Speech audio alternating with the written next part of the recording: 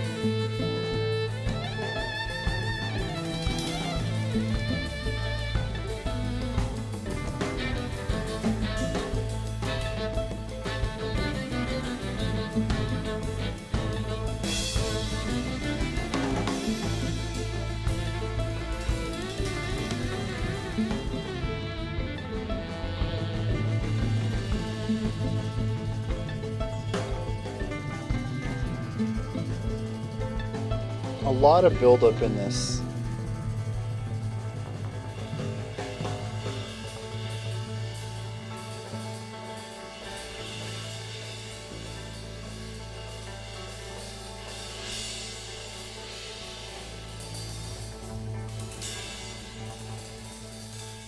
Well, that was fun.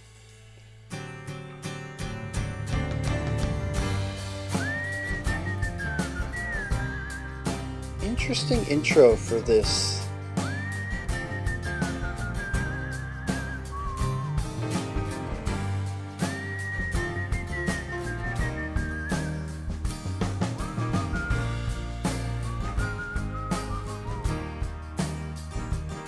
It's a solid full-bodied whistle too.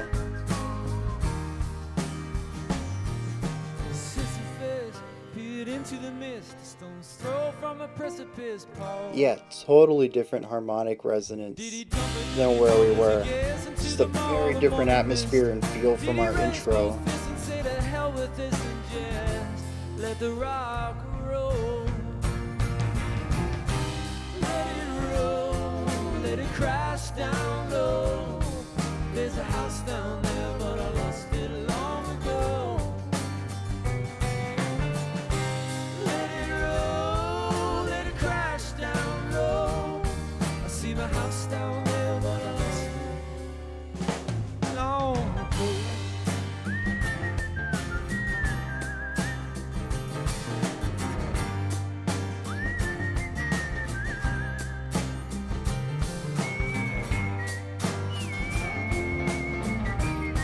Just a really strong laid-back vibe on this. Lovely harmonies.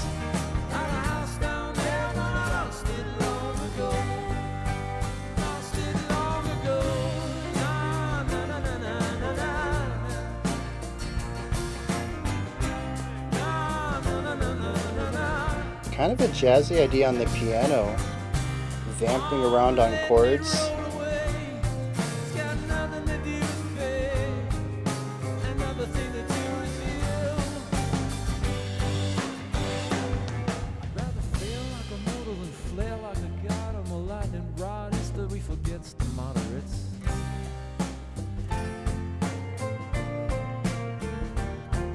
Who sit recalcitrant and taciturn, you know I'd rather turn and burn than scale this edifice.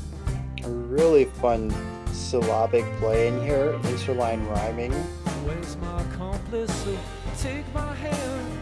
We'll do more than stand. We'll claim this land. Take my hand and we'll let the rock roll. Let it roll. Let it crash down low. There's a house down there, but I lost it long ago. Let it roll. Let it crash down low. I see my house down there, but I lost it long ago. Lost it long ago.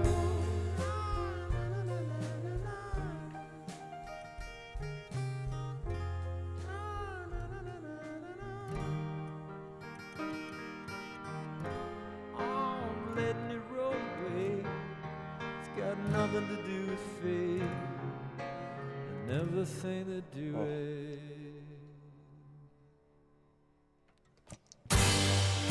There we go. Yeah, that ended on a lot of tension. I could have ended the song there, for sure, but it really wanted to keep going.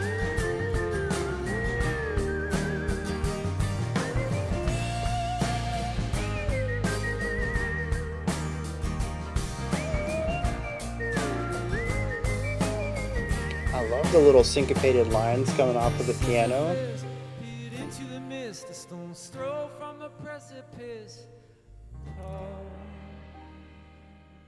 Discover new music at listener-powered KEXP.org. Yeah, that was just a really nice track.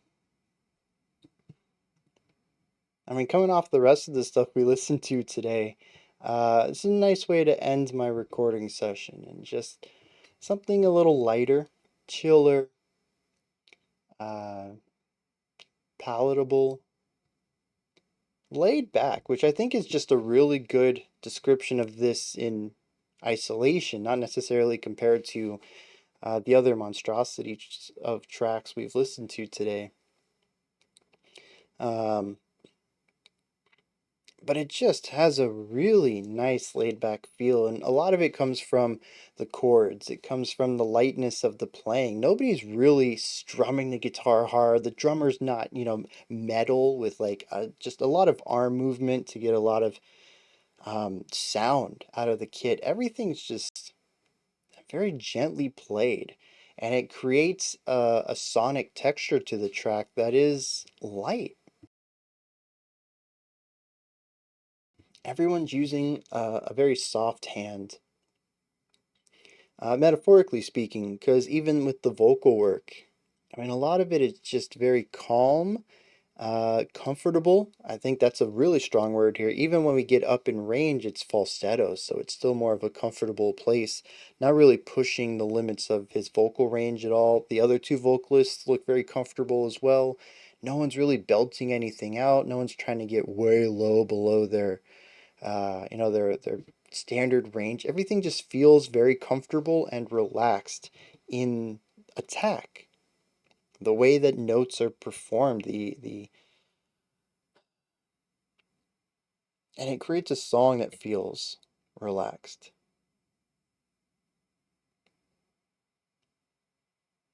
And when you pair that with the gorgeous whistling, which is very, I was gonna say chilling, like it causes you to chill out, but no, chilling has like a very different meaning to it. But a calming sound to it. It's just, it's a beautiful full-bodied whistle. It really is. I would love to be able to whistle like that. I mean, I have a decent whistle, but I mean that's put your whistle on a folk track kind of whistling. Mine's more like you can whistle a song while you're working. Uh, People won't mind it, but they ain't gonna go crazy over it. Um, and just the chord progressions that are used, uh, I mean, they're soothing. We have tension in them, but they're all about resolution. It's pretty standard four chord work here. Start home, go somewhere else, find some tension, turn back home. It's just really nice, really calm. And then once we get to the chorus, it just feels like a weight lifted off the shoulders. I wouldn't say that the verse is necessarily tense, but there's something about it. I'd have to go back and listen because each verse was different, so I didn't really get a moment to soak in on all the details. The second verse introduced some of the spoken word stuff, and I started focusing on syllabic phrasing and stuff, which was pretty cool too. But yeah, there's a tension in the verse. Maybe they switched to a two bar phrase and we don't get a nice full cyclical resolution. It's sort of tension release, and it sort of builds tension that way. But it feels tighter, more claustrophobic in a way. It's still a resolved idea.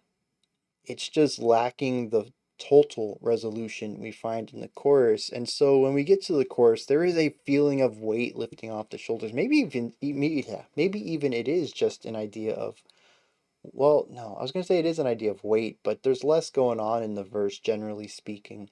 Everything sort of comes down a bit. The vocals come down in volume. We lose some of the width, some of the complexity, some of the layering. Yeah, so it's not a weightier section. Isolating, though, for sure. It tends to feel more lonely. And maybe when the group vocals come in, that's the weight lifted. We've reconnected with other humans kind of vibe. But yeah, the chorus is a weight lifted off the shoulders, even though I'd never call the verse tense. That's pretty cool. I gotta investigate that. It's a short track. I might give it another listen. Everyone is on point here, though. The bass work is nice. It's a nice walking bass line, primarily sitting around the pedal tone, but not exclusively staying there. I like the little licks that the bassist has. The pianist, as I spoke about, kind of has a jazzy idea here with vamping on chords. You listen during the verse, and the pianist is sort of not really doing much. It's like, oh, this is the chord we're on. Bum, bum, bum. Shift chords. Ba bum, bum, bum. Just kind of like creating these nice short syncopated hits of the chord, and that's a very jazzy thing to do. The piano is not a really strong, especially if you're talking about big band stuff. The piano is just not a really strong component of the melody. I mean, the piano is part of the rhythm section, and so it makes sense for them to have more rhythmically oriented ideas. They help with the groove, and that's what the piano did here too, which is just very atypical for both Americana and classical. So it's very interesting to hear Andrew, assuming he composed everything here, which I think he did given his names on it. Um, but yeah, I don't have a personnel list here to know particularly. But yeah, it's a really interesting direction to go given his background, but it works out very well. The percussion plus auxiliary percussion, or sorry, the drum kit plus auxiliary percussion is great. I love the restrained drumming here, just enough to keep the beat, not much showing off, a couple fills here and there. Again, sort of a jazzier way of doing this. The lighter strokes, again, not using a lot of arm movement, really going for just enough volume on most of the hits is phenomenal. It keeps everything feeling right and amps it up just a little bit in the chorus to give us a little boost of energy, which I think is well received. I don't know if you necessarily hear it, but you can feel what the drums are doing for that section as a whole. The auxiliary percussion stuff was nice as well. We had the tambourine, we had a second cymbal. I only saw it used once there at the end, so I don't know particularly how often we heard it, but it's always nice to have more cymbals. And then the hand drums, just another nice warm texture to add to this. And again, very light. There were certainly some more open palm stuff going on, but there's a lot of finger tapping on it as well during the lighter parts, and it's just a really great way to create a percussive sound without the crack of the snare or the boom of the bass kick.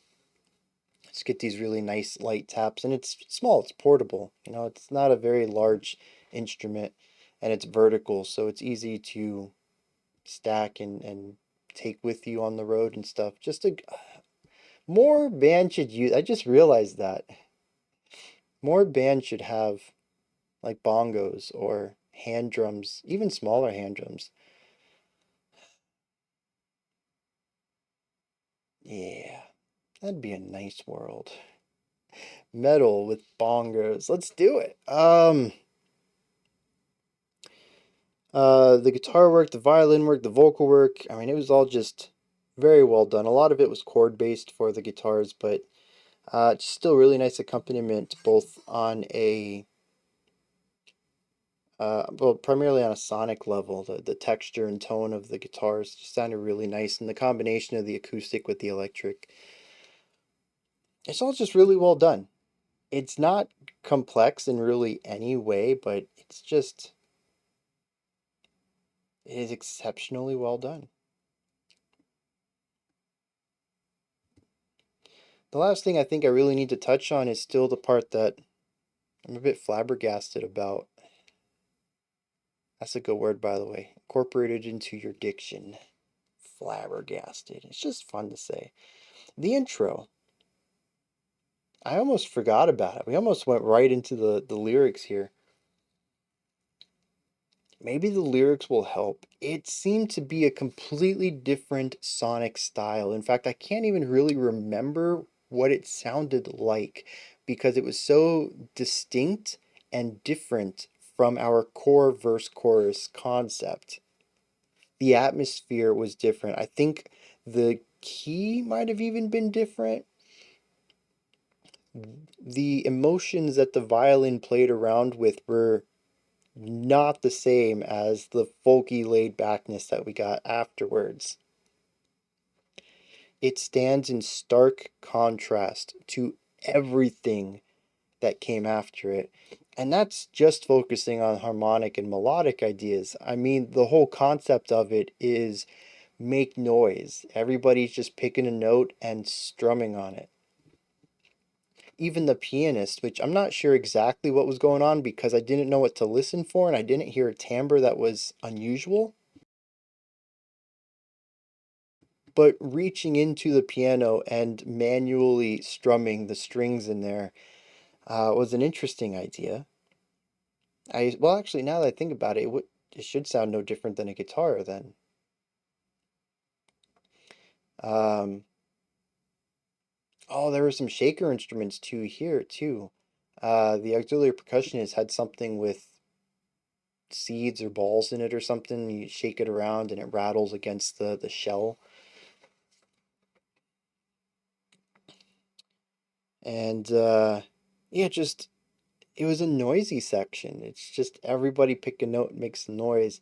And so it creates a tension. And then the violin comes in and just beautiful stuff, but so disconnected from everything else. And I don't know what to make of it yet. Maybe I'll learn a bit more in the lyrics. Maybe someone else will have to clue me in the comments. Wouldn't be the first time. I always look forward to comments that help me understand pieces, especially in places where I just don't have that strong of a grasp, whether it's an entire track or just a section of it. So let's dive into those lyrics. As the title of the track suggests, this is about Sisyphus, the mythic person who tricked the gods and was sentenced to push a boulder up a hill for all eternity. Every time he got the boulder to the top, it would roll back down or appear back at the bottom, or rain would fall and slosh it. Like, there's a lot of interpretations, but the idea is that this task was infinite and unending. This song takes a different peek at this tragic character and says, what if he just didn't push the boulder? Verse 1 states that he's right at the precipice, ready to push the boulder to the top of the mountain, and of course it will slide back down, it'll reset. And he stands here, peering off into the mist, and it questions, did he jump or did he fall as he gazed into the maw of the morning mist? First of all, I love that. Fall, maw, we already have that recurring rhyme in the middle of both lines. But then we have fall to maw, and maw starts an alliteration of maw, morning mist. The constant M's going on there. Just really great lyric writing. I picked this up during the second verse, but it is all over the place. Um, but yeah, it says basically, did he just give up? Was it a choice he made? Because kind of pushing the boulder isn't a choice. And the chorus says, well, let it roll. Let it crash down low. There's a house down there, but I lost it long ago. Whatever the consequences are, I'm done playing this game. I'll go do something else. I refuse to be Sisyphus another day longer. Verse 2 states that I'd rather fail like a mortal than flail like a god. I like the fail and flail usage there. It says, history forgets the moderates. For those who sit recalcitrant and taciturn, you know I'd rather turn and burn than scale this edifice. Once again, just this is the lyric, or this was the verse that I picked up some of this stuff. Just really great vocabulary and understanding of syllabic flow. Just great stuff. So, anyways, he says that if you just follow everybody else's rules, you're going to be forgotten. You need to push against the grain, go against the rules, do your own thing. Burn the bridges if you have to. He says, that's what I'm going to do. I'm going to let the boulder roll. I ain't going to stop it, I ain't going to try to push it. It's just going to roll. And there's going to be collateral. There's a house down there. I know it's going to get rolled over, but kind of says that's his fault. Says a house down there, but I lost it long ago. Maybe it's his house even. I don't remember that part in the myth, but he says that he lost that house a long time ago, which if it is his house and he eternally pushes his boulder, he don't go back to that house anyway. So who cares if I have to burn the past? Is I think what's going on there. Yeah, I mean this is just a great Americana track right here. Just a really strong folk song. Musically, it's just A B A B A B. Pretty typical for folk. Lyrically, it feels very Americana. It's very individualistic. I'm gonna do what I'm gonna do, and it's very individualism. It's very you have to make big moves in order to be noticed, in order to not be normal, right? To me, that's a very American thing. Maybe it's not. I kind of relate it to America though. But the whole tale here of ignoring everything else and doing what you feel like you have to do, even if it means destroying things, is and I destroying things is like it makes it sound so bad, but like accruing loss to the self in order for future gain, that kind of idea. Taking the big gambles, go big or go home. That's what this is. Even metaphorically speaking, we're talking about Sisyphus looking at the rock and jumping into the mists below the mountain, not knowing what's there. But it has to be better than this, right? Go big or go home. Uh, and it just feels, it's a topic that I feel is fit right at home with this type of folk style. I don't necessarily know that the laid backness is super present in the lyrics. The weight off the shoulders in the chorus certainly is, though. It's about losing the weight of the boulder. Literally, that weight being put on your chest and shoulders and arms while you're pushing it up. But yeah, just the idea of losing those expectations and making a new step and, taking a new path on your life. Yeah, I think musically this lines up really well.